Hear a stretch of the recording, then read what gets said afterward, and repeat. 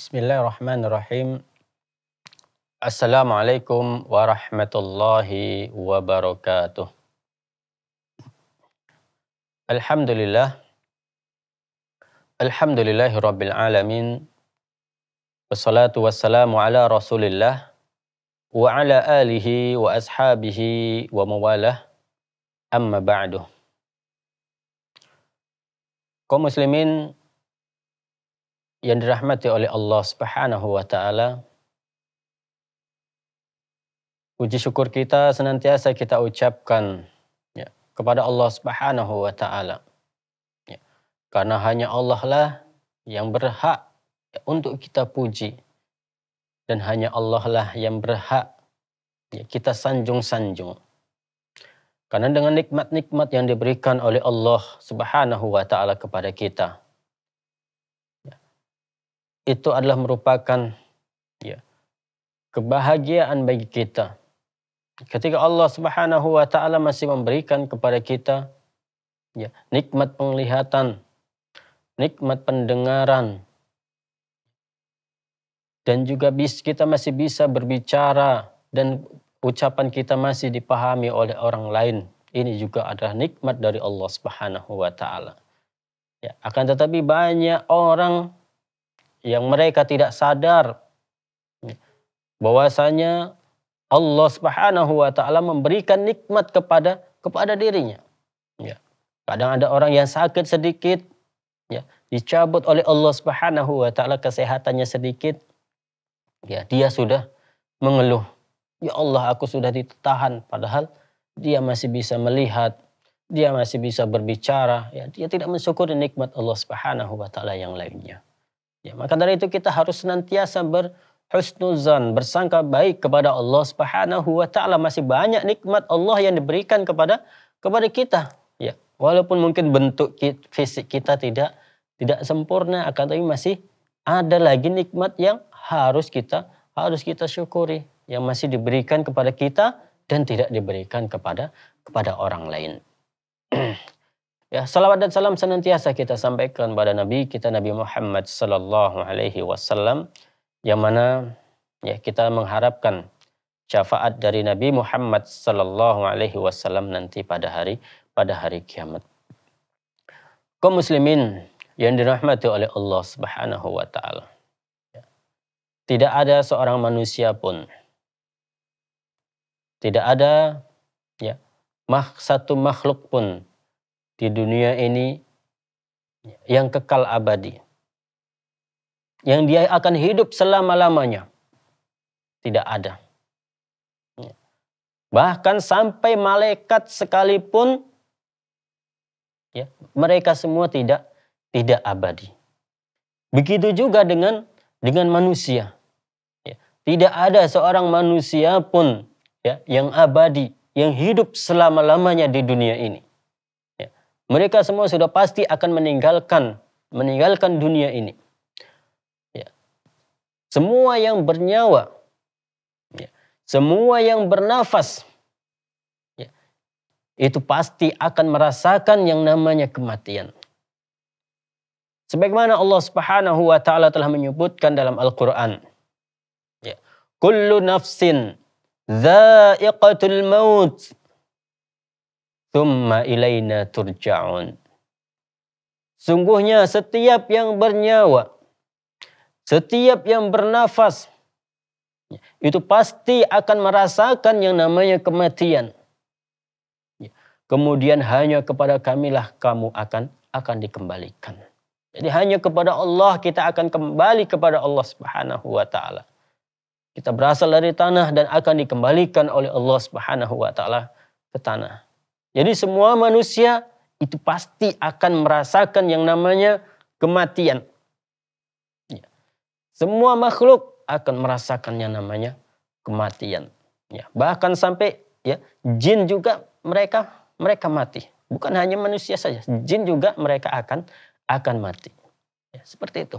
Akan tapi kita tidak tahu kapan kematian itu menghampiri kita. Bisa saja dalam kondisi bermaksiat kepada Allah Subhanahu wa taala, ya sedang meminum minuman keras, ya na'udzubillah, kemudian langsung mati. Ya. Yang 5 menit yang lalu dia dalam kondisi sehat, ya tiba-tiba terjadi kecelakaan, ya tidak ada yang tahu. Ataupun dia ya pergi ke masjid, sampai sholat di masjid, ya sambil sujud dia dicabut nyawanya oleh Allah Subhanahu wa taala. Ya, dan inilah yang kita harapkan, mati dalam keadaan beribadah kepada Allah Subhanahu wa taala. Jangan mati dalam keadaan bermaksiat kepada Allah Subhanahu wa taala.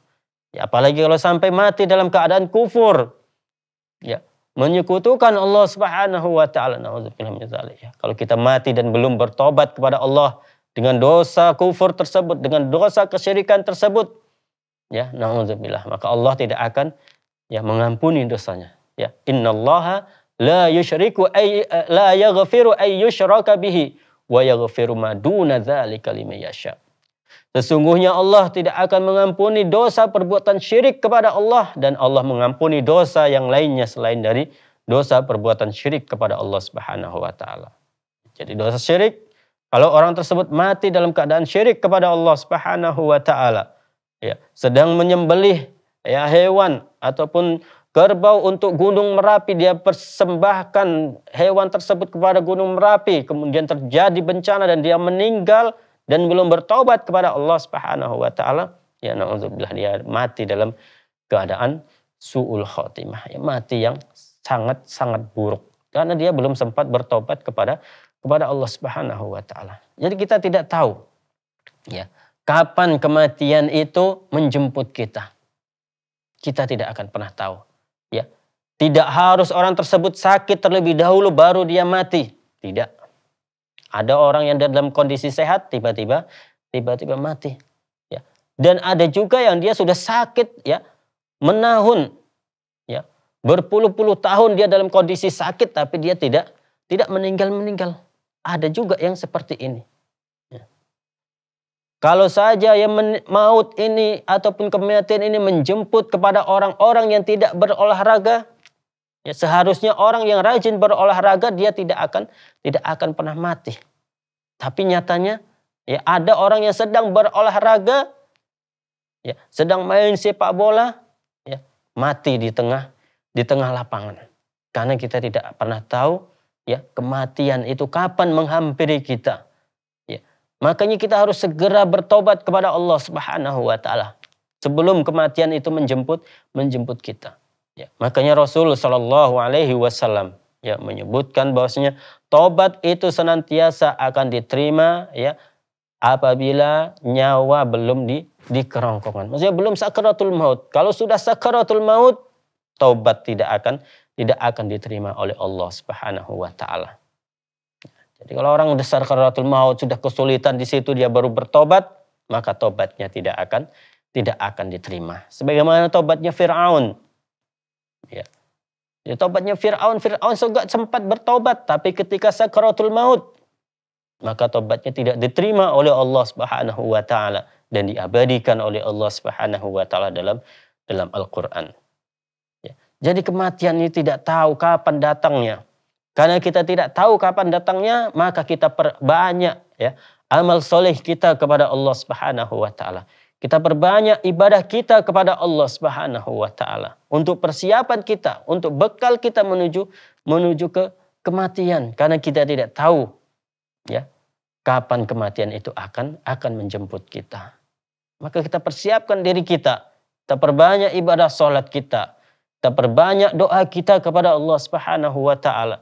Ya, jangan sampai kita mati ya akan tapi dalam keadaan kufur kepada Allah Subhanahu wa taala. Jangan sampai kita mati ya akan tapi matinya dalam keadaan syirik kepada Allah Subhanahu wa taala. Nauzubillah min dzalik. Jangan sampai kita mati ya ketika kita melakukan maksiat kepada Allah Subhanahu wa taala. Ya nauzubillah min dzalik.